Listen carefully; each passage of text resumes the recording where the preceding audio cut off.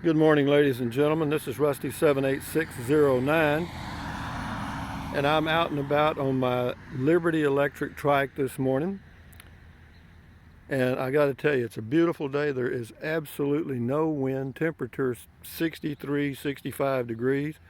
And I'm going to go for a ride. And what we're going to talk about today, since Thanksgiving week is coming up next week, Thursday is Thanksgiving next week, I'm going to talk about some of the old Thanksgivings we had when I was growing up in the 50s. I'm 75 years old, and we'll talk about Thanksgiving then. Obviously, there was none of this stuff that's going on now, or if it was, we didn't know about it.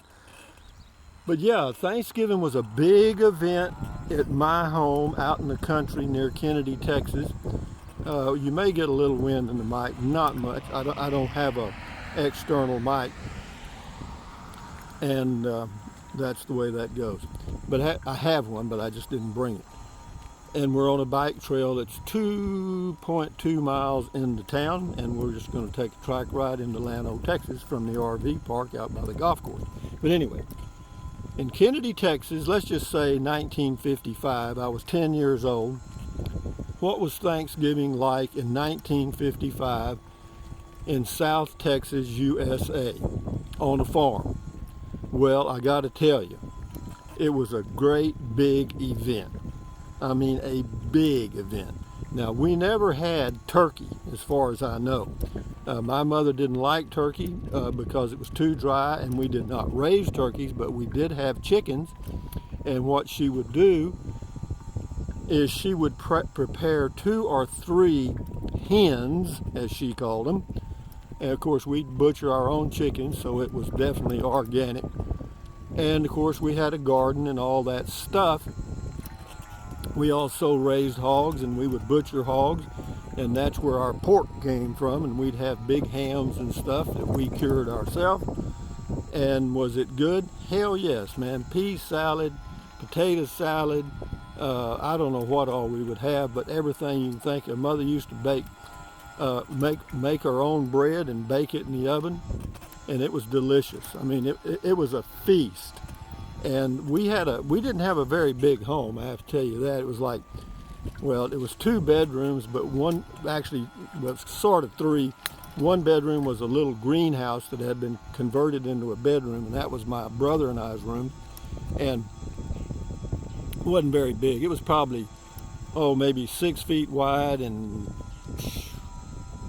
10 feet long, maybe, in that range. Just had a little bunk bed in there, and then it's like a single bed. And so that's how we slept. But anyway, we're cruising along here about 6 miles an hour. But yeah, before Mother would start cooking like 2 days before. I mean, it was a big, big event.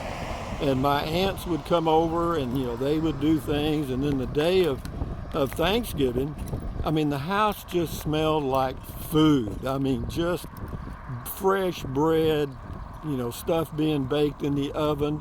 And we didn't, we certainly weren't wealthy. Don't ever get that impression.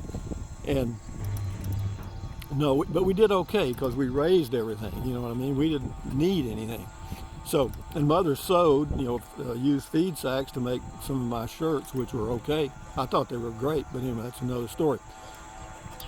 But yeah, the day of Thanksgiving, well, actually, let's go back. The day before, the evening before, we could go down to Kravitz's beer joint, because he sold firecrackers, and Kravitz's beer joint was about 2 miles from our house.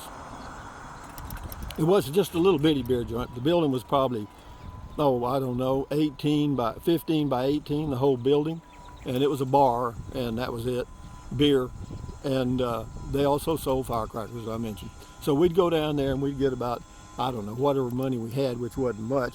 But you could get M80s and cherry bombs and black cats and all that stuff. And you'd get punks, which were the things instead of using matches to light the firecrackers with, the fuse, you had these punks, you'd light the punk, and then you didn't have to use matches, okay? If you know what that is. A lot of you won't. Or maybe you will. They still may have that stuff. But anyway, so the evening before, we popped firecrackers and all kinds of stuff.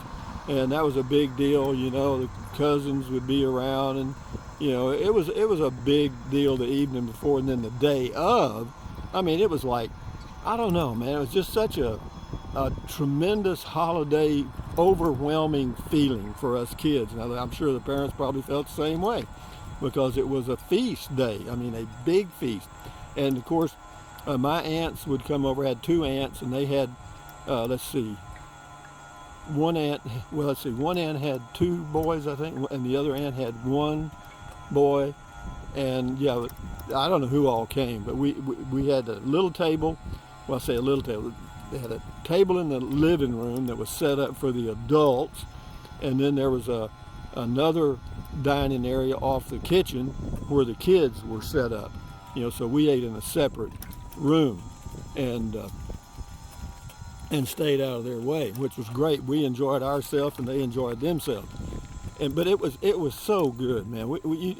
I mean, it was just food city. You know what I mean? If you can imagine that, and a lot of it. You know, we didn't run out. Mother didn't run out. You know, and her dressing was to die for. I mean, and she could never tell you how she made it, because it was a pinch of this, a pinch of that, a tad of this, a tad of that. My sisters have tried for years to copy the recipe, and I guess they've both gotten pretty good, or at least I think Jean has, one of my sisters. And but you know, it was so good, man. It was just so good. And the chickens, rather than turkey, is so much better. You know, turkey is okay if you like turkey, but a good old chicken cooked good or baked good is just good, and the dressing was great. And of course, giblet gravy and all that stuff, cranberry sauce, and yeah, it was just a feast, you know. And all the kids, we'd sit around, then we'd go play kick the can or some silly game. And I won't try to explain kick the can, because it's a silly game. If you're it, you're screwed, you know. I mean, you're gonna be it forever. I mean, that's the way it worked. And we had a cousin, I can't remember, his name was Larry Mixon, that was his name. And we were playing kick the can, and of course, you know, all the kids took that real serious, you know what I mean? Well, anyway, my older sister was it, and she spotted him up in she called and looked. We had a barn, a 2-level barn. It was probably, the second level was probably about, I don't know, 12, 14 feet off the ground, and there was a big double door that opened there so you could get hay in and out. And Larry was hiding up in there. And you know, if you spotted somebody, if you were it, you spotted somebody and you beat them to the can, you know, they didn't get there in time to kick it out of the circle, then they were it, okay? And so you didn't want to be it. I mean, you'd die first. So anyway, Larry was up in the barn, the hayloft. My sister was in the barn, climbed up there's a little stairway there, but it wasn't stairs, it was like a ladder on the wall. And she stuck her head up there and she said, "I see you, Larry." And then she started heading for the can. Well, you know, her thinking was he was going to have to come down the ladder, and she had him beat. Well, old Larry, Larry wasn't too sharp, I guess, but he ran out of that damn top of that barn and broke his ankle, I think, or I don't know what he either twisted it real bad or broke it. But anyway, he was in pain, and he crawled over there and tried to knock the can out with his hand. Anyway, moving right along here. There's a barking dog.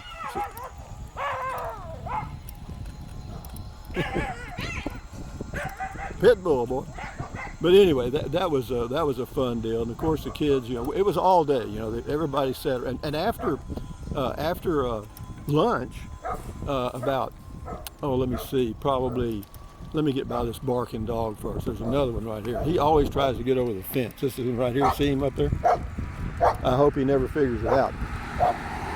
But yeah, in the afternoons, I mean, after we ate lunch, I mean, it was such a overload of calories and stuff. It was just horrible, and everybody pigged out, even the adults.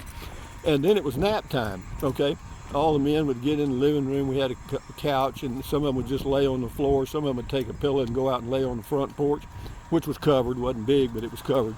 And they'd lay around and take a nap for about an hour or so, maybe, yeah, about an hour or so. And then about 3 o'clock, here we go at it again. But this time what we would do, we'd make homemade ice cream. And I don't know how many of you have made homemade ice cream, turning a crank. You know, you put this metal, you put all your ingredients in this metal container, and then you take the metal container and set it inside a wooden bucket, or at least ours was wooden, and with ice, and then you turned it real slowly for a long time. and then you put rock salt in there, because for some reason if you put rock salt on the ice, it made it much colder, and then the ice cream would freeze up like solid, like really good ice cream. And my mother made like banana ice cream. I mean, she made all kind of different ice creams. It was freaking delicious, okay? And yeah, and it was a big honor to, quote, turn the crank. We didn't have one of those electric things. Ours was manual. Everything we had was manual. So if you got to turn the crank, that was a big deal. But the thing about turning the crank was, you couldn't admit that you were getting tired, okay? You couldn't do that. That was not done. You just cranked until you died. And then you prayed that somebody would come over and say, well, that looks pretty good, because when it started to freeze up, it was really hard to turn the crank. You couldn't hardly turn it. And I was the youngest one in the group at that time. Now I'm the oldest, I guess, because they're all dead, but most of them. But anyway, yeah, I would just be straining to do that crank. And I had an older brother who said, well, you want me to do it for you? I would have died first before I let him do anything for me, because he was always beating on me. But having said that, that was Thanksgiving 1955. Anything else? Then we'd pop firecrackers that evening. Of course, it was a school holiday. We usually got out on Wednesday, Thursday, and Friday, and didn't go back till Monday. It basically, in Kennedy, Texas, it was a holiday all the way through till after the first of the year. Because we didn't do much at school then. It was such a, actually I hate to say it, in my opinion, which is worth nothing. It seemed like it was a wonderful time to be alive. It did. And I look back now in the midst of this crap we're in, and it was, because, we have technology ourselves right out of an enjoyable, happy life in some ways. But anyway, it was really simple life. We didn't have much. I didn't have much in the way of clothes and one pair of shoes, maybe a couple of pair of blue jeans, if that, and shirts that Mother made, and the girls at school made fun of me. One of them did. I remember her name too. Or I wonder if she's still alive. Well, she won't be long. But anyway, yeah, I thought they were pretty shirts. My mother could sew anything. You know what I mean? She was a wonderful mother. She was. And my father was a great guy, funny, had a sense of humor. My mother used to get aggravated with him because he was always joking around with her while she was trying to cook, and she used to get put out with him. But not seriously, just in fun, I guess. But yeah, and they did good. They were good providers. Daddy eventually became the manager of the co-op gin. My mother was, had a little dress store in town, and things started picking up later on in my life. Not a great deal, we never had anything real fancy. But be that as it may, Thanksgiving 1955 compared to Thanksgiving 2021, what will I do for Thanksgiving this year? Well, for the past 5 years or 6 years, I've been going over to a little restaurant in Burnett, Texas, where they have a Thanksgiving buffet, and I'll probably do that again. It looks like they're going to have it this year. I called, and they're going to be having it. Now they may do the social distance and have the tables, farther apart and all that stuff. But no, it's I don't know, $20 for all you can eat. Is that a good deal? Hell yeah. Because my son likes dressing, I like dressing. They make pretty good dressing. They have cranberry sauce and stuff, and of course they have turkey, ham, chicken, all the stuff, and all this. It's not as tasty as it seemed like my mother's stuff was, and I'm sure it's not, but it's okay. What I mean? It's a Thanksgiving. It's a, they talk about stuffing the turkey. Well, the people are the ones that really get stuffed. But yeah, that's what I do, and I'm looking forward to that on Thursday, unless they cancel it. And if they do, well, that's the way life is, and I'll just deal with it and go on. And then the following week, if everything goes good, I will get me a Class C RV, and yeah, and start a whole new chapter in my life. I hope it's enjoyable. We'll find out. Hope I got somewhere to go. Yeah, but yeah, I aired the tires on my trike too. I'm gonna pull over here and end the video. But be that as it may, there's the City of Llano Utility Department right there in a little playground, and this is the fire department. They have a volunteer fire department, and this is a church here on the right. I don't know what that sign means. I guess it means, I don't know, maybe this is something about like forest fires or something. I don't know, they got like a flame there. I don't know what that means. Something. Maybe it means you can't have outdoor fires. I'm not sure. But anyway, from Llano, Texas, out riding my electric trike, my Liberty electric trike from electrictrikes.com. Yeah, just go to Google and do a search for Liberty electric trike. You'll find it.